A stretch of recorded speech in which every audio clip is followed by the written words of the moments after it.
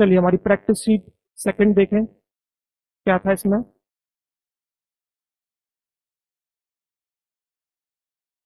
2 minute का, माफ कीजिए 2 नहीं 5 मिनट का समय ले लीजिए और ट्राई करें इसको करने की। चलें पहले हम इसके आंसर देख लेते हैं सबके क्या है। पहले वाले का, फर्स्ट वाले का आंसर है, थर्ड आंसर है हाउ यू राइट। हम सबको बारी बारी से अभी सॉल्व भी करेंगे।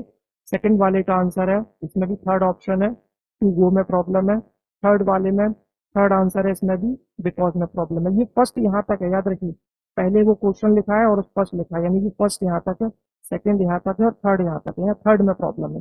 फोर्थ की बात करें, इसमें सेकंड ऑप्शन आएगा हेड लेफ्ट। फिफ्थ की बात करें, इसमें फर्स्ट ऑप्शन आएगा बेल्ट और माइजर।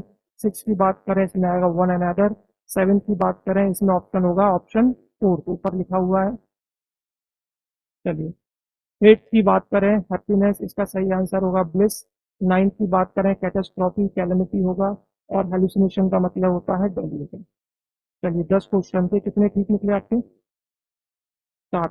चलो 10 में से 7, बुरा स्कोर नहीं है। हम एक एक करके सारे क्वेश्चन को हम सॉल्व करते हैं पर्टिकुलर, उसका रूल हम देखेंगे क्या है और उसको हम ब्रीफ में जानेंगे ताकि अगली बार हमारा कोई भी क्वेश्चन गलत ना हो जाए। बात करते हैं पहले क्वेश्चन की। लिखा हुआ है your success in the IAS examination depends not only, ये इंपॉर्टेंट वर्ड है नॉट ओनली। पेन का कलर चेंज कर लें, ये रिफ्लेक्ट नहीं करेगा।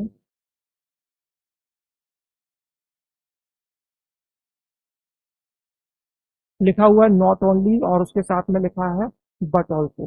चलिए कुछ पेयर कंजक्शन के बारे में याद रखें। आइदर के साथ हमेशा और आता है, नाइदर के साथ हमेशा नॉर आता है और नॉट ओनली के साथ हमेशा क्या आता है? But also. एक और लिख लें, एक इसका भाई और है द रीजन।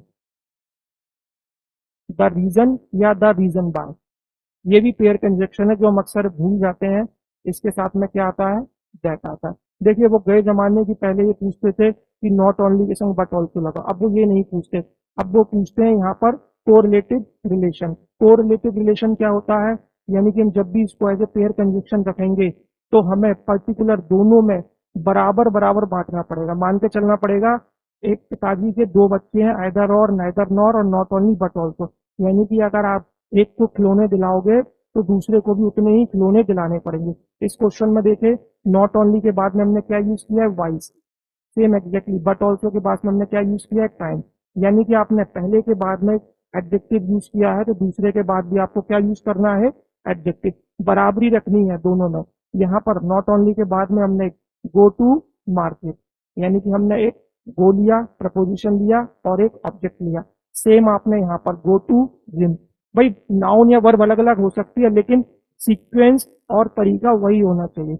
नीचे वाले में देखें लिखा हुआ है not only on what paper you have selected. What लिखा है, ठीक है, प्रपोजिशन है सबसे पहले तो यहाँ भी प्रपोजिशन यूज की गई है, बिल्कुल ओके है। एक क्वेश्चन पूछने वाला डब्ल्यू एच यूज किया गया है, यहाँ भी क्वेश्चन पूछने वाला डब्ल्यू एच यूज किया गया है। उसके बाद में वो क्वेश्चन पूछा गया है पेपर यू हैव सिलेक्टेड, कि कौन सा पेपर, क्या पेपर तुमने सिलेक्ट किया है, और दूसरा पूछ रहे हैं कि तुमने उस पर कैसे लिखा। तो ये जो टेंस यूज किया गया है प्रेजेंट परफेक्ट यूज किया गया है। जबकि हम यहाँ पर देखें टेंस कौन सा यूज किया गया है? You have written it. ऊपर हमने कौन सा टेंस यूज किया है? You are write them. हमने प्रेजेंट इंडेफिनिट यूज किया है, तो हमें अभी क्या बनाना होगा उसको? Present perfect. You have written them, ठीक है। बस यहाँ प्रॉब्लम है, यहाँ पर हमने परफेक्ट टेंस यूज किया और यहाँ हमने प्रेजेंट इंडेफिनिट यूज किया। तो आपको दोनों टेंस भी एक जैसे यूज करने हैं, ठीक है। इसको हम बोलते हैं कोरिलेटिव रिलेशन। ये आइदर और के साथ भी कंप्लीट होगा, नाइदर नॉर के साथ भी, नॉट ओनली बट ऑल्सो के साथ भी। हर पेयर कंजक्शन के साथ कोरिलेटिव नहीं आता लेकिन कुछ के साथ में जरूर आता है। अगला क्वेश्चन देखें, ये वाला सही निकला। Heavy rain prevented us to go, ठीक है। प्रॉब्लम यहाँ पर है, दो चीजें देखें। जब भी आपको प्रिवेंटेड वर्ड दिखे तो प्रिवेंटेड के साथ में हमेशा एक फिक्स्ड प्रपोजिशन आती है फ्रॉम। हमेशा आपको क्या मिलेगी? प्रिवेंट लिखा हो या प्रिवेंटेड, फिक्स्ड प्रपोजिशन आएगी फ्रॉम। साथ में इसमें पार्टिसिपल यूज करते हैं, वर्ब प्लस आईएनजी का हमेशा यूज करते हैं, ठीक है। तो क्या हो जाएगा? हैवी रेन प्रिवेंटेड, फ्रॉम हो जाएगा टू की जगह और गो की जगह क्या हो जाएगा?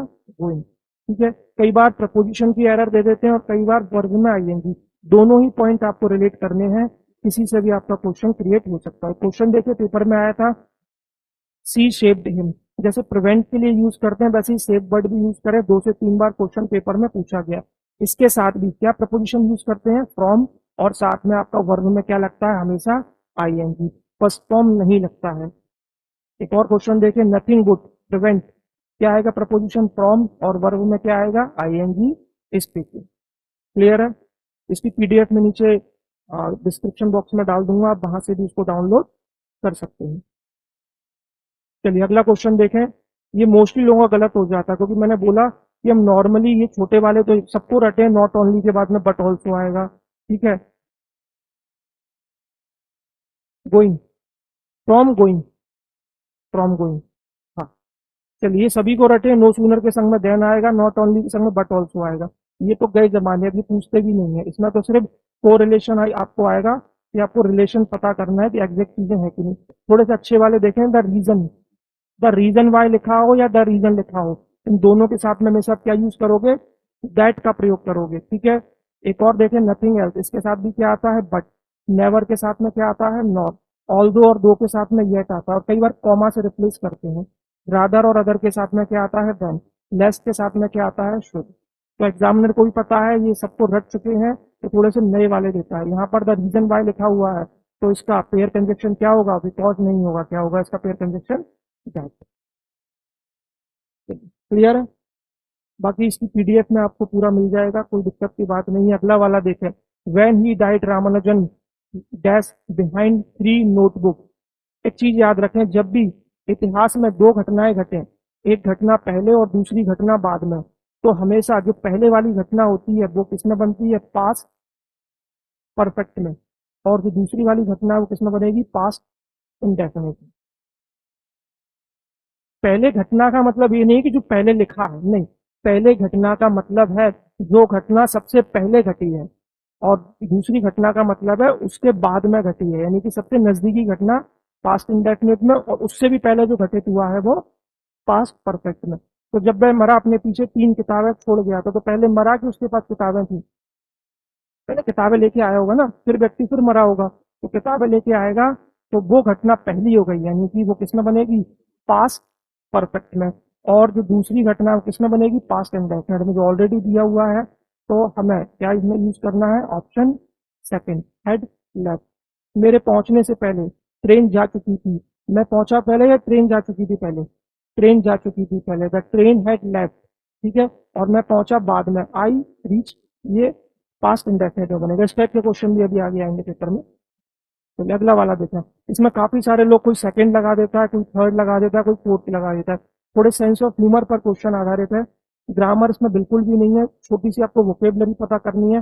वेल्थ का मतलब होता है जिसका पैसा होता है, माइजर का मतलब होता है कंजूस। हम कुछ भी ना लगाएं, जनरल एक वे में चलता है, वो हमें यूज करना है। अपना माइंड, अपनी जितनी भी संपत्ति है, यानी कि वो काफी उसका पैसा है, उसके लिए वो क्या करता है, काफी कंजूस है, माइजर है, ठीक है। जो जनरल तो आंसर होता है वही हम इसमें लगाएं। सारे लगाओगे तो आपको ऐसा लगेगा कि सभी ठीक है, ऐसा हमें नहीं करना है। छठवा वाला देख लें, बड़ा इंपॉर्टेंट है। इसमें 2 ऑप्शन आपको समझाता हूँ, ये हमेशा याद रखना। ईच अदर यूज करते हैं 2 के लिए, और वन अनदर यूज करते हैं 2 से ज्यादा के लिए। तो क्लासरूम को हम बाय डिफॉल्ट ये मानते हैं कि कितने लोग बैठे होंगे, 2 से ज्यादा। क्लासरूम हम बाय डिफॉल्ट मानते हैं 2 से ज्यादा ही बैठे होंगे, तो हम क्या यूज करेंगे इसमें, वन अनदर। सिंपल सा है, कोई ज्यादा टफ है नहीं है ये। चलिए पैरा जंबल, PQRS, ये बड़ा इंपॉर्टेंट है, एसएससी ने बहुत पूछता है इसको, और ये मैंने बहुत हल्का वाला दिया, ज्यादा टफ नहीं दिया है। ये इजीली हो सकता था, चाहे तो आप इसको ट्रांसलेट कर सकते हो, और चाहे थोड़ा सा आप ग्रामर का रूल लगा सकते हो। पहले इसको समझ लीजिए करते कैसे हैं। पहला वाला और छठवा वाला एज इट इज है, ठीक है। पहली लाइन शुरू हुई होगी राष्ट्रपति से, द प्रेसिडेंट से, और उसकी आखिरी लाइन है द अदर वर्ल्ड। उसके बीच में राष्ट्रपति की कुछ जर्नी है, वो टोक्यो गया, वहां से वापस आया, मिलना हुआ, जो भी चीज हुई, वो हमें सीक्वेंस से जमानी है कि पहले कौन सी घटना घटी होगी। तो यहाँ पर हम छोटी छोटी चीजों को देख सकते हैं। सबसे पहले हम ऑप्शन देखें, ऑप्शन एस पे क्या लिखा हुआ है, केम बैक। केम बैक यानी कि वापस आना। कोई व्यक्ति वापस कहाँ से आ सकता है, कहीं गया होगा, वहीं से तो वापस आएगा।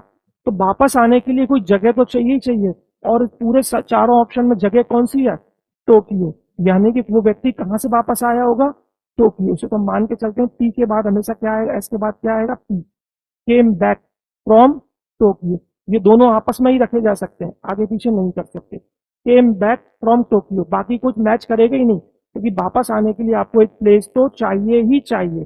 तो हमारा ऑप्शन देखें एस और पी कहाँ है, यहाँ हमें मीट कर रहा है और यहाँ हमें मीट कर रहा है, तो फाइनली हमारे दो ऑप्शन तो कम हो ही गए। उसके बाद देखें वो व्यक्ति मीटिंग कर रहा है, हैड बीन मीटिंग। भाई मीटिंग आप किससे करोगे, कोई व्यक्ति तो चाहिए ही चाहिए, तो सेम फाइनली क्या होगा, आर भी आपका कहाँ चला जाएगा, लास्ट में चला जाएगा, तो उस डेट पर हम क्या लगाएंगे, ऑप्शन 4। और अगर ऐसे नहीं कर सकते तो ट्रांसलेट कर लीजिए, सिंपल सा है, द प्रेसिडेंट, आपके राष्ट्रपति, चलिए वापस आए टोक्यो से, और वहां क्या कर रहे थे, where he had been meeting, वहां वो मीटिंग कर रहे थे अदर वर्ल्ड लीडर से, दूसरे अन्य लीडरों से वो मीटिंग कर रहे थे। वोकेबलरी जरूर देखें, बड़ी काम की होती है, आती हुई भी गलत हो जाती है। हैप्पीनेस का अर्थ होता है खुशी, एक ही आंसर है एकमात्र जो रिफ्लेक्ट करता है खुशी को, ब्लिस। बाकी ग्रीफ, सौरो, माइजरी, ये तीनों किसको रिफ्लेक्ट करते हैं, दुख को, ठीक है। तीनों का मतलब ये होता है दुख, खराब स्थिति, उनके लिए हम क्या यूज करते हैं, तीनों के तीनों वर्ड। कैटेस्ट्रॉफी डिजास्टर यानी कि विनाश को बोलते हैं कैटेस्ट्रॉफी, ठीक है। सडन से कोई डिजास्टर आ जाए तो उसके लिए हम क्या यूज करते हैं, कैलेमिटी। कैलेमिटी का अर्थ भी होता है विनाश, भूकंप, बाढ़, ये जितनी भी विनाशकाली स्थिति होती है कैलेमिटी होता है। क्लमसी होता है ऑकवर्ड, ऑकवर्ड यानी कि भद्दा, हिंदी में भी लिख देते हैं भद्दा, काफी खराब, देखने में खराब लगता है। रस्टिक, गवार को बोलते हैं, गवार यानी कि अनपढ़। इसमें लिखा हुआ है रूरल पीपल, जरूरी नहीं है गांव के लोग हो, लेकिन ये पहले चलता था। लेकिन रस्टिक का प्रॉपर अर्थ है गांव के लोग नहीं, रस्टिक का अर्थ है कि गवार, जिसको कुछ आता नहीं है। चलिए, डेल्यूजन, हेलुसिनेशन का मतलब होता है भ्रम, यानी कि डेल्यूजन, ठीक है। दोनों का मतलब होता है भ्रम, याद रखें। ऐसी चीज हमें दिखना जो होती ही नहीं है, जो भूत प्रेत दिख जाते हैं कई बार। हैबिटाट का मतलब होता है place where a particular type of animal और प्लांट नॉर्मली फाउंड, ये वन वर्ड के रूप में भी आ जाता है। हैबिटाट का मतलब होता है कि ऐसी जगह जहां पर कोई खास जानवर या फिर पौधा पाया जाता है। डिसेप्शन का अर्थ होता है धोखा, हम जादू देखने जाते हैं ना, वही होता है डिसेप्शन, हमें दिखता कुछ और है और एग्जैक्टली होता कुछ और है।